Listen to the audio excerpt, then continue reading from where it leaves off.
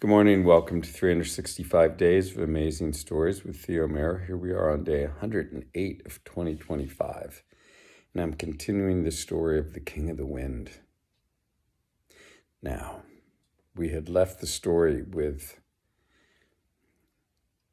Mistress Cockburn being basically swept out into the main road in front of the Red Lion Inn by none other than the evil Miss Williams, who had basically put Agba in prison.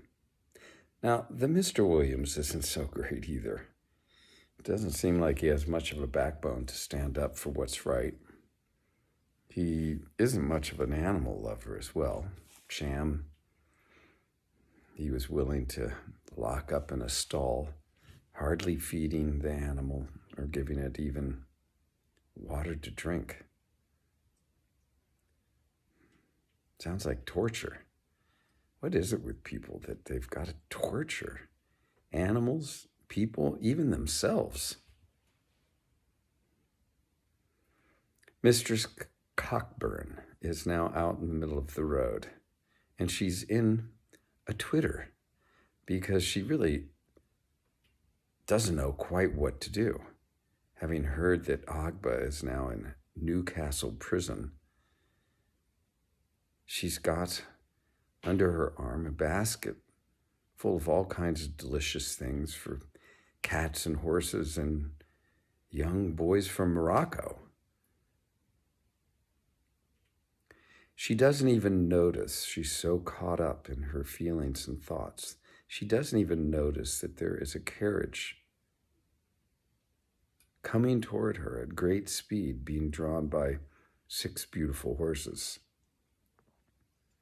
The carriage driver does see Miss Cockburn and reins in the horses as best he can. Imagine sitting up on a carriage and pulling in 6 horses, trying to bring this heavy 4-wheeled creation rigged to 6 horses to a stop. And you're depending on the horses. Well, he is able to bring the carriage to a stop. Miss Cockburn, of course, hears the carriage coming sort of toward the last moments and steps out of the way, and the carriage stops basically right where Mistress Cockburn is standing. The door opens, and a man steps out into the road. He's very well dressed. He has a cane, not so much for support, but for the look. And he's powdered and wigged, as was the way of things in those days. But what really captures Mistress Cockburn's attention is his beautiful and gentle eyes. Now, he asks if he can be of any assistance to her, and she says, well, I don't quite know what to do right now, but a delightful, sweet boy, from what I understand, is now in Newcastle prison. And here under my arm is a basket full of foods for him and his cat and his horse. I must get to Newcastle, but I don't even know where to begin, she says.